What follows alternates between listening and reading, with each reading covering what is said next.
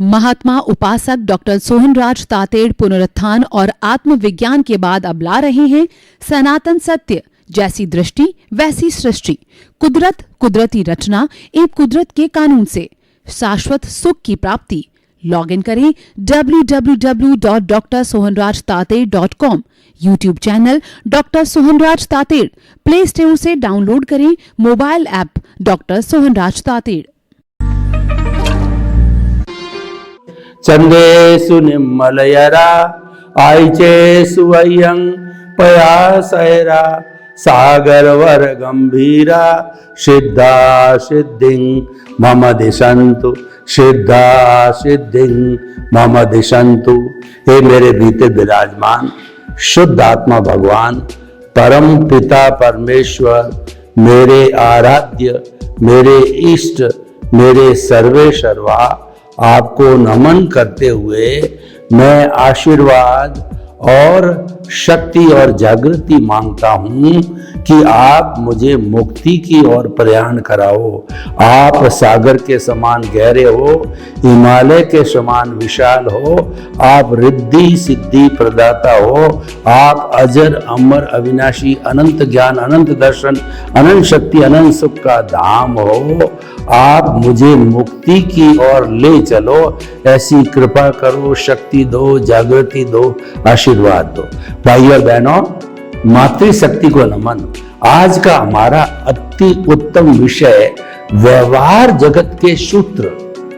देखिए, जिस जगत में हम जीते हैं, परिवार हमारा, समाज, देश, राज्य, विश्व, ये जो 5 इंद्रियों से जो दिखाई देता है, आंखों से खास तौर से जो जगत दिखाई देता है, उस जगत को व्यवहार जगत कहते हैं। और बंद आंख का जो जगत होता है वो निश्चय जगत होता है, वो परमात्मा का जगत होता है। उस जगत के अंदर परिंदा भी पर नहीं मार सकता। आपकी कितनी प्रिय पत्नी हो, वह भी उसमें एंट्री नहीं ले सकती। उसमें तो आप और आपका प्रभु दो ही होते हैं वार्तालाप करने के लिए, और कोई तीसरा नहीं होता है। तो हम व्यवहार जगत में तो द्वैत है। व्यवहार जगत जो है वो अनेकताओं से भरा हुआ है। व्यवहार जगत जो है समस्याओं से भरा हुआ है, क्योंकि व्यवहार जगत के अंदर अगर हम इस पृथ्वी की बात करें तो 7.8 करोड़ की जनसंख्या आबादी निवास करती है, और मुंडे मुंडे मतिर भिन्ना। हरेक के अपने अपने विचार होते हैं, हरेक का अपनी अपनी सोच होती है, और वो भिन्न भिन्न होती है। उन सभी भिन्न भिन्न सोच वाले लोगों के साथ में शांतिपूर्ण से अस्तित्व सभी कैसे करें, ये मुख्य अच्छा व्यवहार बनाने की बात है। उसी के लिए आपको सूत्र बताते हैं, और ये सूत्र इतने फुल प्रूफ है कि व्यक्ति ईमानदारी से अपने जीवन में लागू करे तो वह उसको कहीं पर भी पूरे विश्व के अंदर चला जाए, उसको कहीं पर भी तकलीफ नहीं आनी चाहिए, आती है। क्योंकि ये जो सूत्र है ये मुक्ति प्राप्ति के सूत्र है व्यवहार जगत के, परंतु ये भी जो है मुक्ति की ओर ले जाने वाले हैं। तो हम कुल है अभी 5 सूत्रों की व्याख्या करेंगे। अगर समय मिला तो और सूत्रों के बारे में भी बता सकते हैं। पहला सूत्र है कि जगत निर्दोष। ये जो दुनिया है, ये जो सृष्टि है, ये जो कुदरत है, ये निर्दोष है, और सारा दोष मेरा है, यानी कि मेरे भीतर दोष भरे पड़े हैं। कबीरदास जी ने बहुत सुंदर कहा है कि कि बुरा जो देखन मैं चला, बुरा न मिलिया कोई, जो दिल खोल जा आपना और मुझसे बुरा न कोई। यानी कि कबीरदास जी पेपर पेन लेकर के और पूरे मोहल्ले मोहल्ले में घूमते रहे कि मुझे बुरे व्यक्ति की पहचान करनी है। वो शाम तक कोई भी बुरा व्यक्ति को नहीं पहचान पाए। उनको ये अनुभव हुआ कि सारी बुराइयां, सारे दोष तो मेरे भीतर भरे पड़े हैं, इसीलिए जो है जगत निर्दोष सब मेरा दोष। यानी कि और वास्तव के अंदर दार्शनिक दृष्टि से देखा जाए तो हमारे जन्म से मृत्यु तक जो कुछ भी उदय और प्रारब्ध होता है, मन वचन काया की क्रिया होती है, वह जो है हमारे पिछले जन्म का जो भाव कर्म बना था, इस जन्म में वो द्रव्य कर्म के रूप में आ जाता है। कई लोग इसको कॉजल बॉडी कहते हैं, बहुत से लोग इसको अज्ञान कहते हैं, कोई राग द्वेष कहता है, कोई मोह का संसार कहता है, कोई कर्म रज कहता है, कोई कर्म शरीर कहता है। अलग अलग जो है लोगों ने नाम दिए, परंतु मान लीजिए कि जो बहुत ज्यादातर लोगों ने इसको अज्ञान रूप में स्वीकार किया है, वो अज्ञान जो है हम साथ में लेके आते हैं और जन्म से मृत्यु तक वही फिल्म चलती रहती है, वही स्क्रिप्ट चलती रहती है, वही उदय और प्रारब्ध चलता रहता है।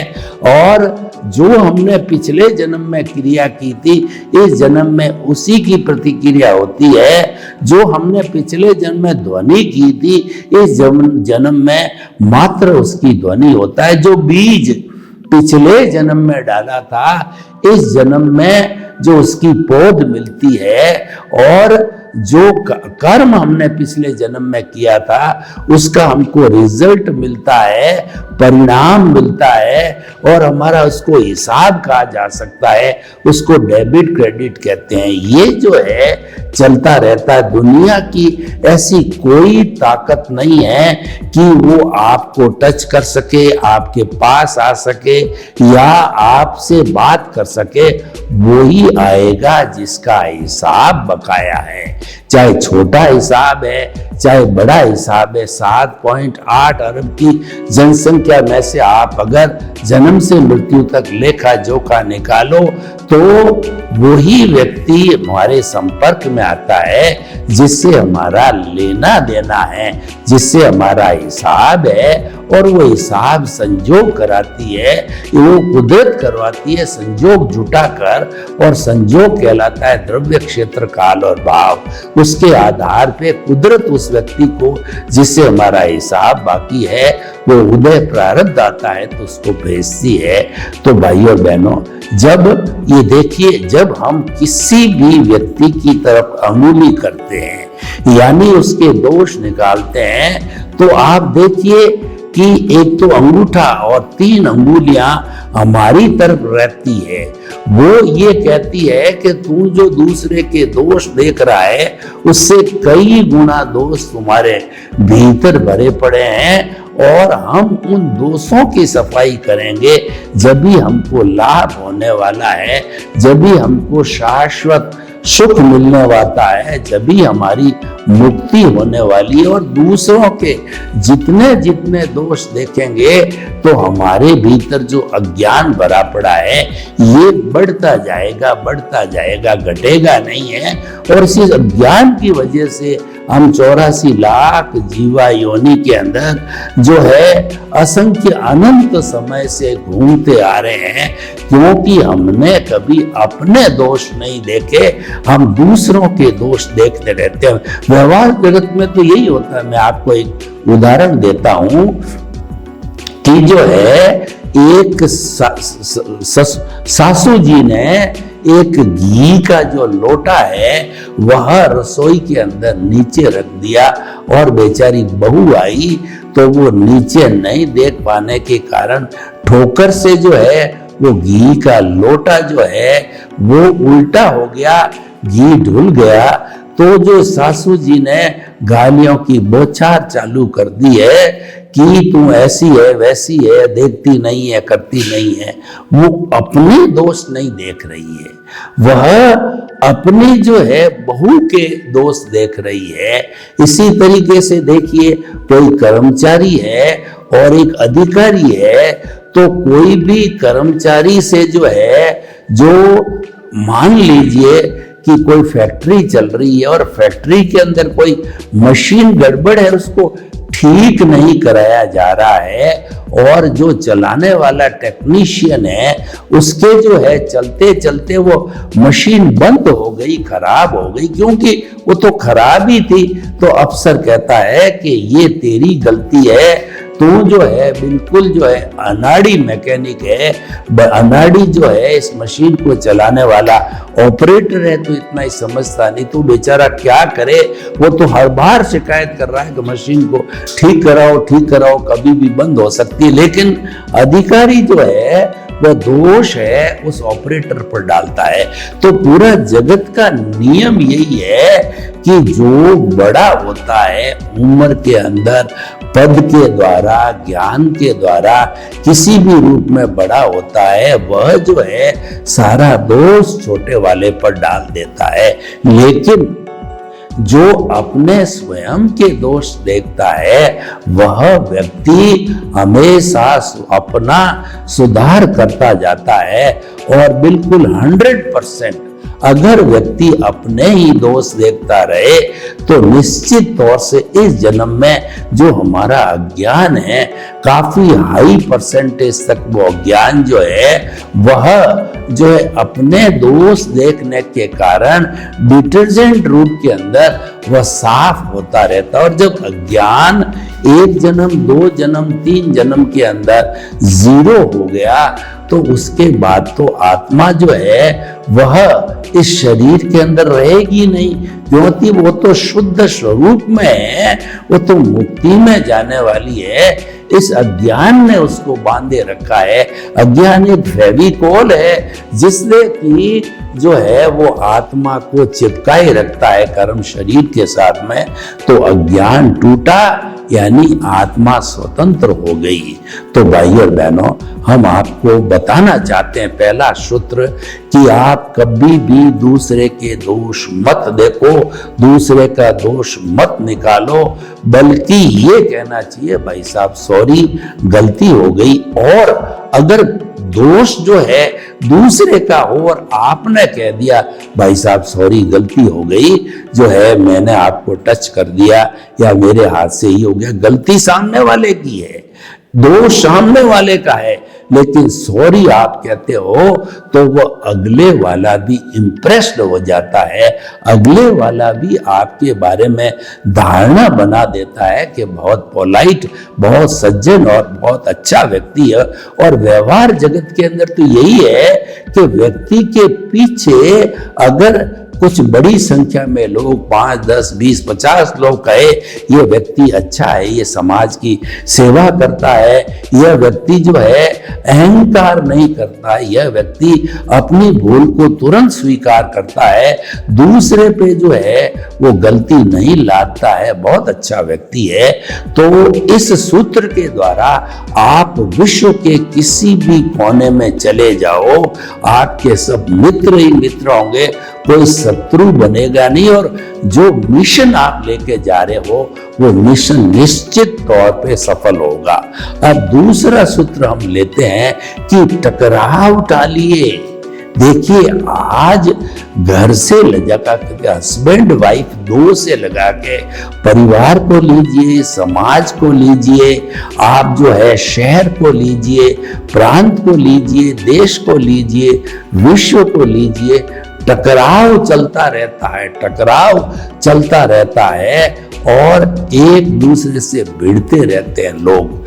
हम जो है कोई भी 2 व्हीलर या 4 व्हीलर चला रहे हैं गाड़ी के ऊपर और किसी से टक्कर हो गई और जरा सी खरोंच आई है, कोई विशेष नुकसान नहीं हुआ है, लेकिन जो है कुछ लोगों की आदत होती, वो भिड़ जाते हैं, गालियों की बौछार करते हैं, हाथापाई करते हैं, उसका कंपेंसेशन मांगते हैं, तो वो मामला बढ़ते बढ़ते पुलिस और कोर्ट तक चला जाता है। कोर्ट के जितने भी मामले हैं उनके जो है जड़ में, उनके केंद्र के अंदर जो है टकराव रहता है। और हस्बैंड वाइफ का भी देखो कि टकराव होते होते डाइवोर्स की स्थिति आ जाती है, भाई भाई के बीच में टकराव बढ़ते बढ़ते अलग होने की स्थिति आ जाती है। तो ऐसे जो है पार्टनर्स को देखिए बिजनेस से अलग हो जाते हैं, तो सारा मुद्दा टकराव का ही है। तो अगर व्यक्ति प्रतिक्रिया विरक्ति छोड़ दे, कैसे प्रतिक्रिया विरक्ति छोड़ना?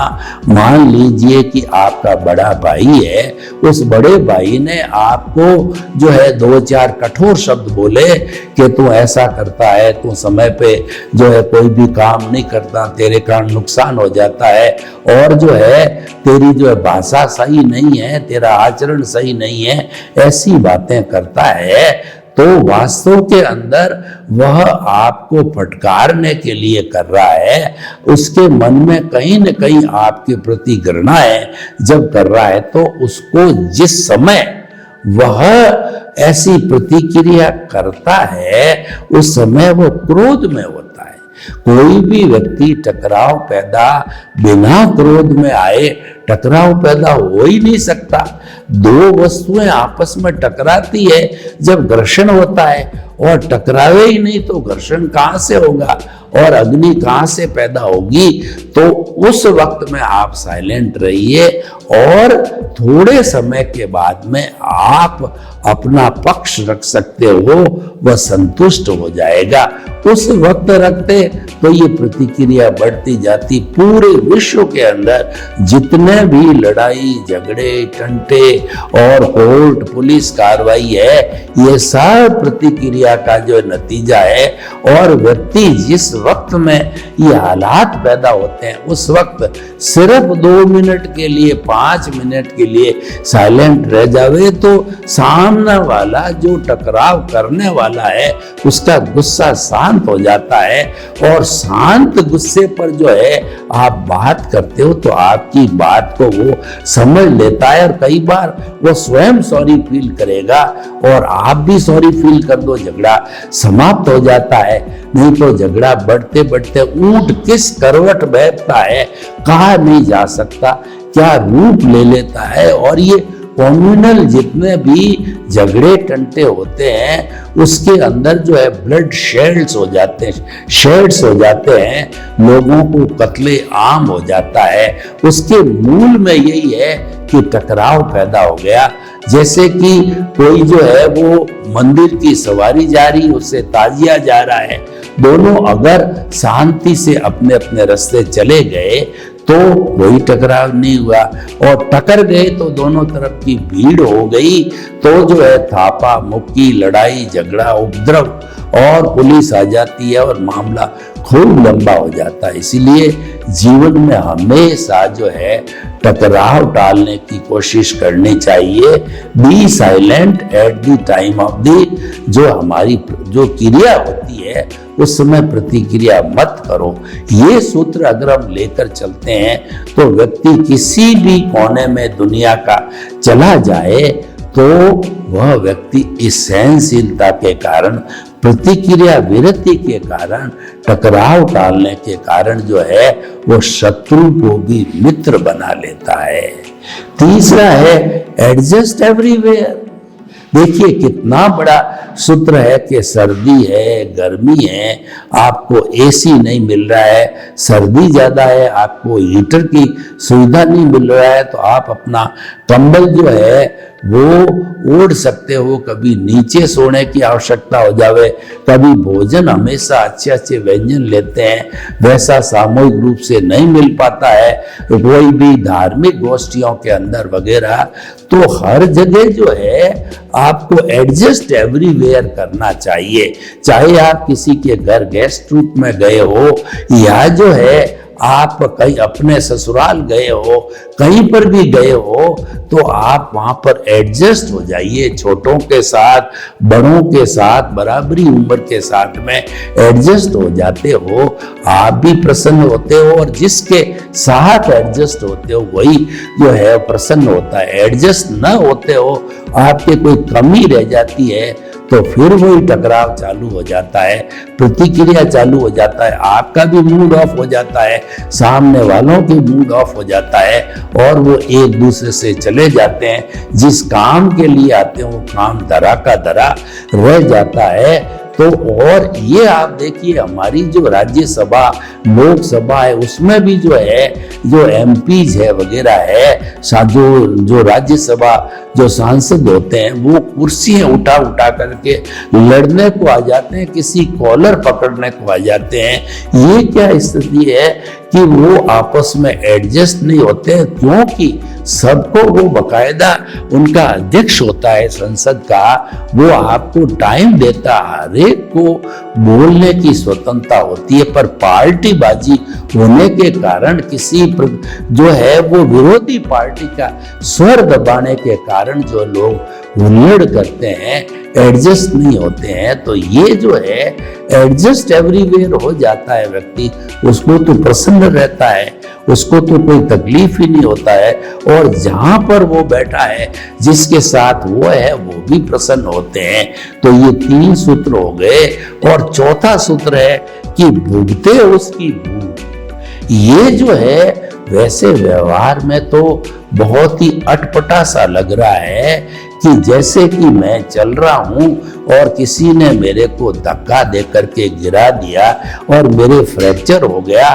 तो ये सूत्र कहता है कि आप उसको सहन कर लीजिए, क्योंकि सामने वाला व्यक्ति की वो स्वतंत्र सत्ता नहीं है आपको धक्का देने की, वो तो आपका किया हुआ है, उसको जो है वो कुदरत ने भेजा है कि आपका हिसाब क्लियर करने के लिए।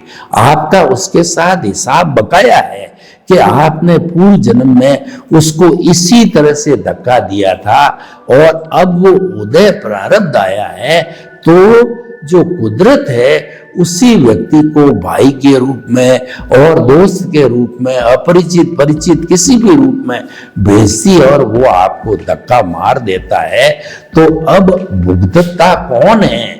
भुगत आप रहे हो, क्योंकि आपके फ्रैक्चर हो गया, पट्टा हो गया।